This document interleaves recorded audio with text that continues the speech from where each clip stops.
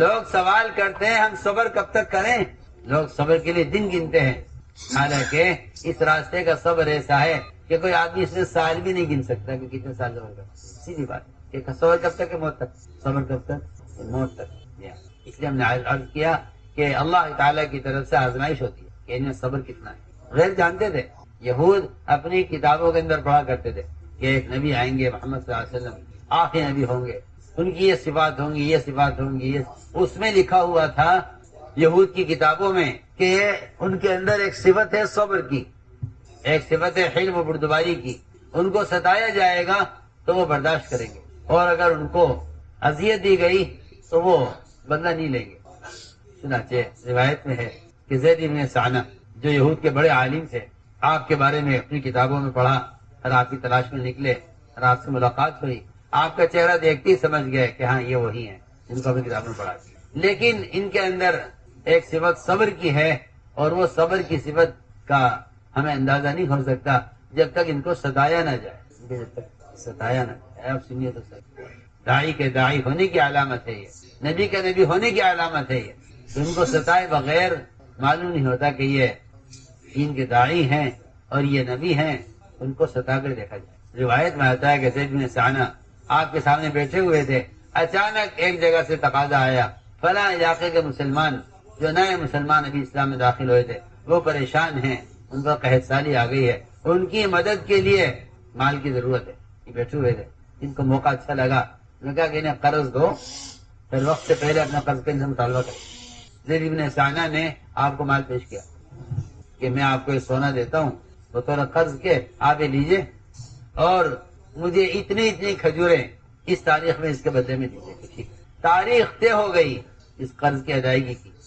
آپ نے وہ سونا قرض لیا ان سے اور وہ مسلمانوں کی مدد کی.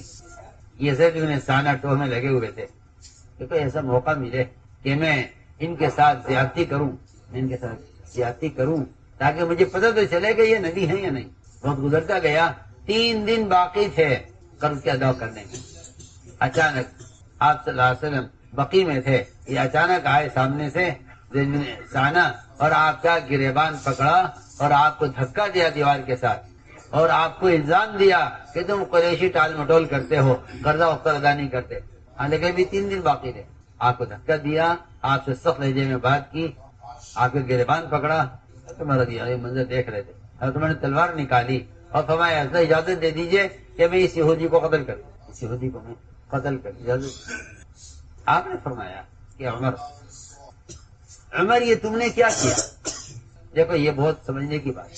امت میں جتنا فتنہ اور فساد ہے اپنے حمایتی کو ابھارنے کی وجہ سے. لوگ اپنے حمایتی کو ابھارتے ہیں، اپنے حمایتی کو اپنا محسن سمجھتے ہیں، اپنے حمایتی کی تائید کرتے ہیں، اپنے حمایتی کا ساتھ دیتے ہیں اور تیار کرتے ہیں اسے اپنے دشمن کے لیے. صحیح میں کیا کہہ رہا، تیار کرتے ہیں اسے. حالانکہ اس کام کو اصول ہے کہ دشمن کو نوازو، دشمن کو نوازو اور حمایتی کو دباؤ.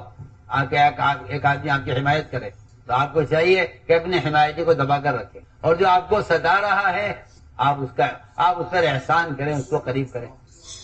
آپ نے بجائے اس کے کہ آپ عمر کو کہتے کہ بھئی تم میرے آدمی ہو، دیکھو تم نے میرا ساتھ دیا ہے، اس کے خلاف آپ صلی اللہ علیہ وسلم نے حضرت عمر رضی اللہ عنہ فرمایا عمر یہ تم نے کیا کیا؟ تمہیں چاہیے تھا کہ مجھ سے کہتے کہ میں اس کا حق ادا کروں، اور اس کو تم اسلام میں اپنے حق کا مطالبہ کرنے کا طریقہ بتلاتے کہ اسلام میں اپنے حق کا مطالبہ کرنے کا طریقہ یہ ہے.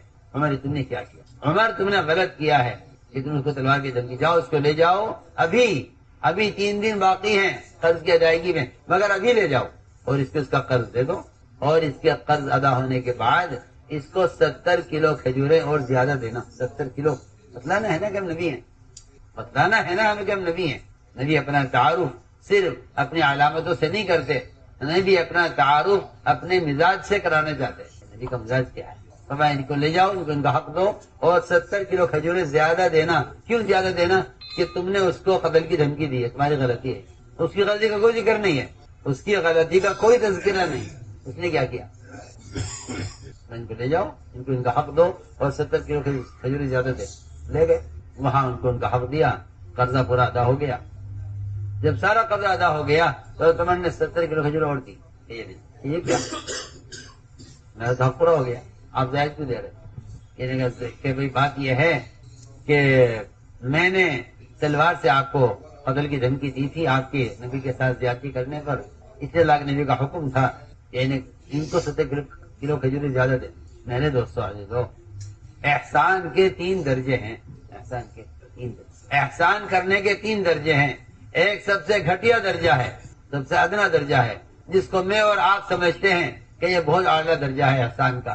اس زمانے میں گھٹیا درجہ اعلیٰ بنا ہوا ہے، ادنا درجہ احسان کا سب سے اونچا درجہ بنا ہوا ہے، جس کو میں اور آپ احسان سمجھتے ہیں۔ وہ یہ کہ کوئی ہم پر احسان کرے تو اس پر احسان کرے، اس کو ہم سمجھتے ہیں کہ یہ احسان کا اعلیٰ درجہ ہے، حالانکہ یہ احسان کا سب سے گھٹیا درجہ ہے۔ آپ احسان کریں اپنے محسن پر، یہ تو آپ کے ذمہ واجب ہے۔ آپ اگر احسان کا بدلہ احسان سے نہیں دیں گے تو آپ کمینے کہلائیں گے، لعین کہلائیں گے۔ یہ کوئی نہیں، احسان کا درجہ، احسان کا بدلہ احسان سے دینا، یہ تو ادنا درجے کی بات ہے۔ درمیانہ احسان یہ ہے کہ آپ ایسے آدمی پر احسان کریں جس نے کبھی آپ کو سلام نہیں کیا، کبھی آپ سے نہیں ملا، کبھی آپ کے غم میں خوشی میں شریک نہیں ہوا، آپ اسے جانتے نہیں ہیں، نہ وہ اس کو آپ کو جانتا نہیں، کوئی تعلق ہی نہیں ہے۔ آپ ایسے شخص پر احسان کریں، یہ احسان کا درمیانہ درجہ۔ اعلیٰ درجے کا احسان، سب سے اعلیٰ درجہ احسان کا کیا ہے؟ اعلیٰ درجہ احسان کا یہ ہے کہ آپ اپنے دشمن پر اور اپنے ستانے والے پر اور اذیت دینے والے پر احسان کر لیں، یہ احسان کا اعلیٰ۔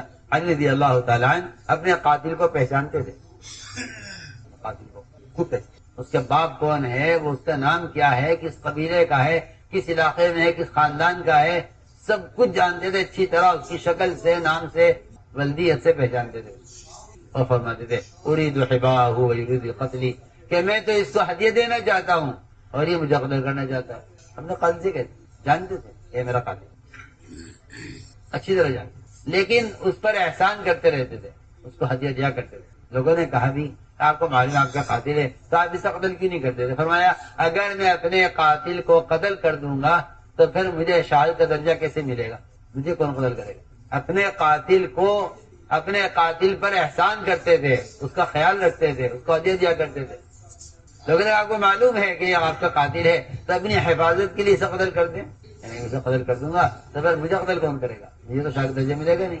تو میں نے تو مثال عرض کی ہے کہ نبی کی آزمائش ہوتی ہے کہ صبر میں نبی کو آزمایا جاتا ہے، ان میں صبر کتنا ہے، ان میں صبر کتنا ہے۔ اس لیے میرے بزرگ دوستو عزیزو، اس راستے میں جو ناگواری پیش آئے اس کو صحابہ کی ناگواری میں تلاش کیا کرو، اس راستے میں جو ناگواری پیش آئے، اس راستے میں جو ناگواری پیش آئے اس کو صحابہ کی ناگواری میں تلاش کیا کرو، تو اس سے استقامت پیدا ہو، اس سے استقامت پیدا ہوگی، اور اس راستے کی ناگواریوں پر بجائے شکایت کرنے کے شکر کیا کرو کہ اللہ میں تو اس قابل نہیں تھا، تو مجھ پر وہ تکلیف لایا ہے جو تکلیف انبیاء اور صحابہ پر آئی ہے۔ تو میں سمجھتا ہوں کہ اس راستے کی تکلیفیں شکایت کرنے کے لیے نہیں بلکہ شکر کرنے کے لیے، اس راستے کی تکلیفیں شکایت کرنے کے لیے بلکہ شکر کرنے۔ اے اللہ تیرا شکر، تو نے مجھے اس قابل سمجھا کہ تو مجھ پر نبی وائلائن کی تکلیف لایا ہے، اے اللہ تیرا شکر ہے کہ تو نے مجھے اس قابل سمجھا کہ تو وہ تکلیف مجھ پر لایا ہے جو تکلیف انبیاء علیہ السلام پر آئی ہے۔ اس لیے میرے دوستو عزیزو، میں نے ایک بات عرض کی ہے کہ اس راستے میں چلنے کا جو ایندھن ہے اور جو طاقت ہے چلنے کی، وہ صبر ہے۔ وہ کیا ہے؟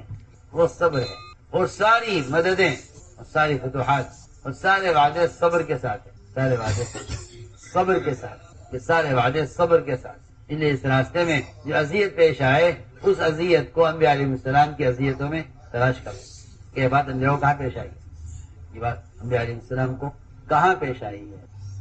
اس لیے سب سے زیادہ اس راستے میں آگے بڑھنے کا جو ذریعہ ہے وہ صبر کرنا ہے، وہ صبر کرنا ہے۔ تو اللہ تعالیٰ کے وعدہ ہے کہ اگر تم نے صبر اختیار کیا اور اللہ سے ڈرتے رہے تو پھر جتنی باطل اقوام نے تمہارا کوئی نقصان نہیں کر سکے گی۔ وَإِن تَصْبِرُوا وَتَتَّقُوا لَا يَضُرُّكُمْ كَيْدُهُمْ شَيْئًا إِنَّهُ مَن يَتَّقِ وَيَصْبِرْ، کہ تقوی اختیار کرے گا صبر کے ساتھ کہ اللہ تعالیٰ ان کی محنت کو ضائع کرنے والے نہیں۔ اس لیے میں نے عرض کیا، دو باتیں ہم نے عرض کی شروع سے کہ ایک تو اللہ تعالیٰ امتحان لیں گے، ایک اللہ تعالیٰ امتحان لیں گے اور آزمائیں گے۔